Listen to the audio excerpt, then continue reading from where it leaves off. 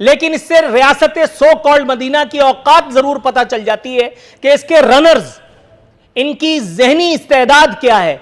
देखिए, रियासत मदीना एक कॉन्सेप्ट है और वो कॉन्सेप्ट अगर किसी भी शख्स ने दिया है, रिस्पेक्टिव कि वो इमरान खान है या कोई भी शख्स है, अगर एक रियासत मदीना की एक हिस्ट्री है, अगर एक शख्स चाहता है कि इस मुल्क के अंदर रियासत मदीना के कवानीन राइज हों, तो पहली बात तो है कि मैं अपने भाई से कहूँगी कि आप इसका मजाक ना उड़ाएं। ये मेरी आपसे एक पहली दरख्वास्त है। मेरे हैंडसम, मेरे वजीर आजम, वर्ल्ड कप के विनर, वो एक और फिल्म बनाने जा रहे हैं और वो भी ज़हीरुद्दीन बाबर पर। गोया पाकिस्तानी अवाम को फिल्मों और ड्रामों का ही सहारा है। कभी अर्तगरल देखें, ज़्यादा भूख लगे तो, कभी गर्मी लगे, लोड शेडिंग सताए तो ज़हीरुद्दीन बाबर की फिल्म देख करके और पंखा जलेंगे। तब्दीली सरकार ने अगर ये कहा जाए तो अवाम का जीना इस वक्त मुश्किल कर दिया है। मुझे समझ में नहीं आ रहा, मैंने पिछले 2.25 साल में जितने प्रोग्राम्स किए हैं, आज का सबसे मुश्किल फतवा है कि मैं सोच रहा हूं पहले किस बात पर तब आजमाई करूं।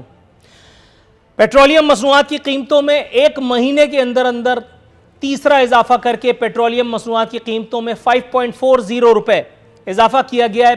पाकिस्तान की 74 साल तारीख में पेट्रोलियम मसनूआत की कीमतें बुलंद तरीन सतह पर पहुंच गई हैं, लेकिन यकीन रखिए कि यह कसूर भी नवाज शरीफ और आसिफ अली जरदारी का ही है। दूसरी जानिब फवाद चौधरी साहब कहते हैं कि कीमतें अब भी खित्ते में सबसे कम हैं, तो हुजूर फिर मजीद शौक पूरा कर लीजिए। आपको किसने रोका है या कौन रोक सकता है? यह इल्जाम भी पिछले वालों पर ही जाएगा। आपने तो 2.5-3 साल में आने के बाद अब तक किया ही क्या है, मां सिवाय मुख्तारा माई की तरह रोने पीटने के। जून से अब तक 10 रुपए का इजाफा, ज्यादा नहीं, महज इन्वर्टेड कॉमास में कह रहा हूं, 10 रुपए का इजाफा कीमतों में, पेट्रोलियम मसनूआत की कीमतों में किया है। ताहम उस पर सोने पे सुहागा कहिए या मरे पर 100 दुर्रे कह लीजिए। ईसीसी ने, इक्तिसादी राब्ता कमेटी ने जो काम किया है, आटे का थैला यूटिलिटी स्टोर्स पर जो कि आसानी से दस्तयाब नहीं होता, 150 रुपए महंगा, घी 90 रुपए और चीनी 17 रुपए किलो महंगी कर दी गई है।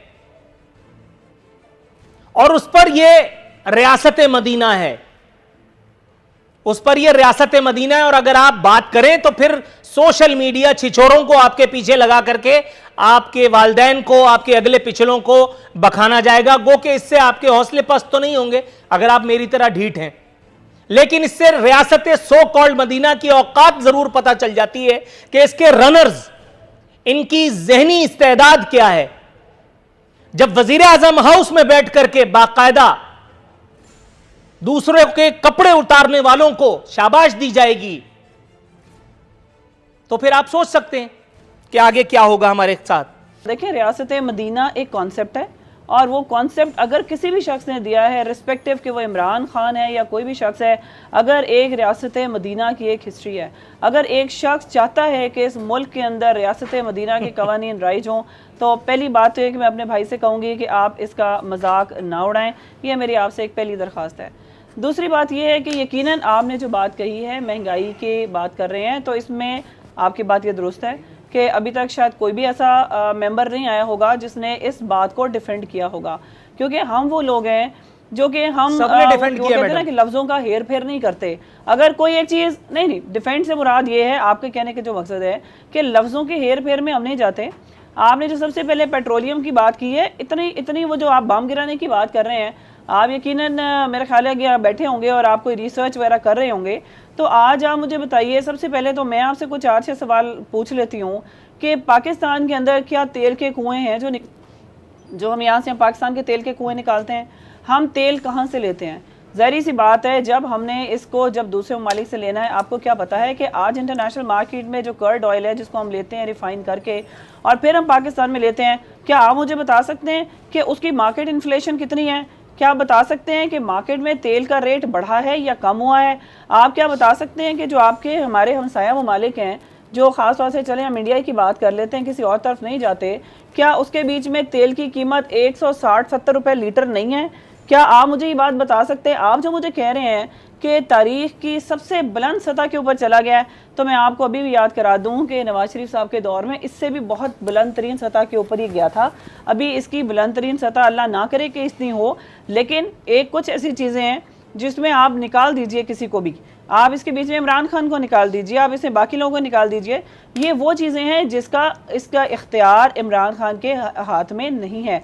और ये तेल की कीमतें बढ़नी हैं, और तेल की कीमतें किस लिए बढ़ेंगी? हम ये बात नहीं कर रहे हैं कि इसमें नवाज शरीफ की वजह या किसी और की वजह। आपकी जो पूरी मार्केट है, इंटरनेशनल मार्केट है, उसके हिसाब से हमें करना पड़ेगा।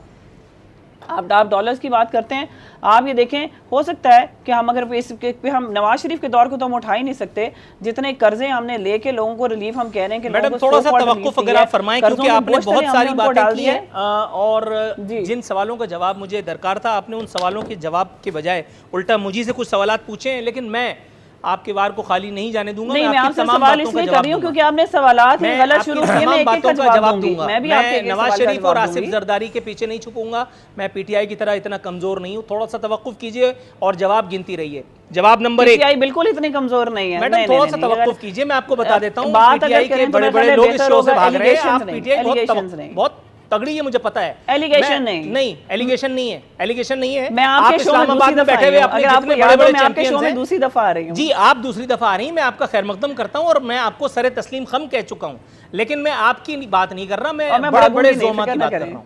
मैं बड़े-बड़े जोमा की बात कर रहा हूं, वो जो जगादरी चौधरी वजारतें एंजॉय कर रहे हैं, मैं उन ज्यादातर लोगों की बात कर रहा हूं। अब आप जरा थोड़ा सा तवक्कुफ कीजिए, मैं आपको वन बाय वन जवाब देता हूं। आपने कहा प्रोग्राम के आगाज में ही टिकटॉक जैसी गैर संजीदा, मैडम सदर मुअज्जम को जब संजीदगी का आप मशवरा नहीं दे सकी तो आपको मुझे इंट्रो देने से रोकने का कोई हक भी नहीं। जिस मुल्क का सदर इतना गैर संजीदा हो कि वो इख्तिदार में आने से पहले जब वो अपोजिशन लीडर था, जब वो कराची की शार फैसल बंद कराता था, जिसको इख्तिदार में आने के बाद बाकायदा एक सदारती ससना के पीछे उसने बेचारे ने जान छुड़ाई है। आपको पता होगा मैं पार्लियामेंट हमला पीटीवी हमला केस की बात कर रहा हूं।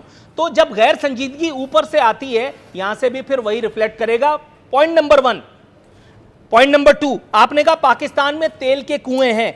असद उमर, अल्लामा प्रोफेसर डॉक्टर असद उमर रहमतुल्लाह अलैह, उनको इख्तिदार में आने से पहले किसी ने नहीं बताया था कि पाकिस्तान में किसी अरब शेख ने इमरान खान के या असद उमर के नाम पे कोई तेल का कुआं नहीं किया है। अपोजिशन के दिनों में तो बैठ करके बड़ी लंबी लंबी छोड़ते थे, बड़ी लंबी लंबी बातें करते थे। डिस्कस नहीं, थोड़ा सा तवक्कुफ कीजिएगा मैडम, तीसरा पॉइंट का जवाब अभी आना बाकी है। असद उमर को नहीं बात मैडम, आपने मुझसे जवाब मांगे, मैं आपको जवाब दे रहा हूं, थोड़ा सा तवक्कुफ कीजिएगा, आखिरी जवाब अभी आना बाकी है। आपने कहा रियासत मदीना का मजाक नहीं उड़ाना चाहिए। जवाब सिर्फ इंटरनेशनल मार्केट की बात की, थोड़ा सा अगर आप तवक्कुफ कर लें, मैं आखिरी सवाल का जवाब आपको दे दूं, फिर आपका जवाब भी लेते हैं। आपने कहा रियासत मदीना का मजाक नहीं उड़ाना चाहिए, बात बिल्कुल दुरुस्त है। रियासत मदीना के नाम पर अगर आप मुझसे मेरी जान भी मांगेंगी तो मेरा ख्याल है सादत की बात होगी, लेकिन क्या उस रियासत मदीना और इस सो कॉल्ड रियासत मदीना में कोई एक ममासलत है? उस रियासत मदीना का तसव्वुर दिखा करके जहां हजरत उमर फारूक और हजरत अबू बकर सिद्दीक का दौर था, जहां हजरत अली जैसा रहनुमा था, जहां हजरत और बहुत सारे साहब कराम जैसे जलीलुल कद्र साहबी जिन्होंने हुकूमतें की, क्या उसी तरह से आज हुकूमत हो रही है? क्या आज घोड़ों पे सफर कर रहे हैं? क्या आज पैदल सफर कर रहे हैं? बनी गाला से वजीर आजम हाउस आते हैं तो 55 रुपए वाले हेलीकॉप्टर में, और इसके अलावा मैं बताऊंगा तो फिर बातें बड़ी तवील हो जाएंगी। मैडम, रियासत, ये उस रियासत की बात हो रही है जिसके वजीर आजम को कराची में 100 लाशें गिर जाने के बाद उसका तैयारा कराची नहीं आता, बल्कि उसको लेकर के नथिया गली जाता है, जहां वो अपनी छुट्टियां एंजॉय करता है इन्वर्टेड कॉमास में। ये रियासत मदीना जब है नहीं तो मैं इसे रियासत मदीना कहने की अदाकारी भी नहीं करूंगा। मैं कोई सरकारी एंकर नहीं हूं। जी मैडम, अब तमाम बातों पर आपका व्यू पॉइंट। मेरा जो व्यू पॉइंट है, आपने फिर वही बात है कि ये कोई, हम ऑनेस्टली स्पीकिंग, हम कोई अकबरी मंडी के जलसे में तो है नहीं जहाँ के ऊपर एक सियासी जलसा और हम वहाँ के लफ्ज़ों की शोबदाबाजी करें। वो आप माशाल्लाह लफ्ज़ों की शोबदाबाजी में आपसे आगे, मैं आई एडमायर करती हूँ आपके इस बात को। जो मैंने आपको एक बात कही है कि लफ्ज़ रियासत मदीना का कॉन्सेप्ट अगर दिया गया है, किसी ने नहीं ये कहा कि रियासत मदीना बन गई है। हम चाहते हैं, हम दिल से चाहते हैं कि रियासत मदीना के प्रिंसिपल्स को इम्प्लीमेंट किया जाए। और आपको अंदाज़ा ही नहीं है कि पीटीआई किस किस्म की जमात है। पीटीआई के जो लोग हैं वो खुद अपनी जमात को के साथ इख्तलाफ करने का हक रखते हैं। आपका क्या ख्याल है कि हम लोग जब कोई गलत बात होती है हम उस पर एतराज़ नहीं करते? हम बिल्कुल करते हैं। अगर किसी किस्म की कोई बात, जैसे हम महंगाई की हम बात करें, अगर महंगाई है हम उसको मानेंगे कि जी हाँ बिल्कुल महंगाई है, लेकिन हम उसके जो उसका हल है हम उसके ऊपर भी जाएंगे, हम उन चीज़ों के ऊपर बात करेंगे। अगर हमारा कोई मिनिस्टर गलत बात करे, I will never defend any person. आप मुझसे किसी दूसरे शख्स की बात करेंगे, मैं उसको बिल्कुल डिफेंड नहीं करूंगी। किसी की आप मुझसे बात पूछेंगे कि जी फलां टाइम के ऊपर असद उमर साहब ने क्या कहा है, मेरा उससे कोई ताल्लुक नहीं है। लेकिन जो मैंने आपको बात कही वो मैंने आपको ये बात कही है, मैंने, क्योंकि आपने आज तेल की कीमत की बात की है, मैंने आपको तेल की कीमत के फैक्ट के बारे में बात की है कि आज जो है वो मार्केट के अंदर $74 जो कीमत गैलन उसकी आपकी आ रही है। आप एक दफ़ा उसको रिसर्च करें, आप वहां के ऊपर जाएं और क्या इस वक्त हुकूमत किन किन प्रोजेक्ट्स के ऊपर काम कर रही है। मेरा वो काम बनता है कि मैं आपको वो चीज़ें बताऊं। गवर्नमेंट, आप ये ना कहिए कि इस गवर्नमेंट में कुछ नहीं हो रहा। I am here to tell you कि what this government is performing. मुझे वो आपको बताना है। तो इसलिए अगर खाली लफ्ज़ों की शब्दाबाजी में पड़ी रहूंगी तो फिर हम इसी तरह बात नहीं कर सकेंगे। राइट मैम, थोड़ा सा तवक्कुफ मैं आपकी जानिब आता हूं। राना अरशद साहब, सर स्ट्रेट सवाल कर रहा हूं, बिल्कुल मुद्दे की बात सुनना चाहूंगा। जब आपको पता था कि पाकिस्तान के पास तेल के कुएं नहीं हैं, तो आपकी और आसिफ अली जरदारी साहब का भी एहतसाब करूंगा, अखुंज़ादा चट्टान साहब के पास जाकर के, आप लोगों की हिम्मत कैसे हुई कि आपने इस नर्ख पर हमें पेट्रोल फ्यूल नहीं दिया जिस नर्ख पे हमें आज मिल रहा है। हालांकि आपके दौर में भी मेरे ख्याल है पेट्रोलियम प्राइसेस इंटरनेशनल मार्केट से ही लिंक्ड होती होंगी। सर जरा तसल्ली बख्श जवाब चाहिए। रियासत मदीना का नाम लेते हैं तो हजरत अबू बकर सदीक रजी अल्लाह ताला अन्हु ने फरमाया था कि मैं वही तनख्वाह लूंगा जो एक मजदूर की तनख्वाह होगी, और अगर मेरा गुजारा नहीं होगा तो मजदूर की तनख्वाह बढ़ाएंगे। यहां पर इमरान खान ने कहा कि मेरा 2 लाख में गुजारा नहीं होता, फिर 8.5 लाख, और अब गालबन 24,41,000 के जो अखराजात हैं वो पर मंथ लिए जा रहे हैं, और गरीब की तनख्वाह 20 रुपए। ये है कहने और करने में जमीन आसमान का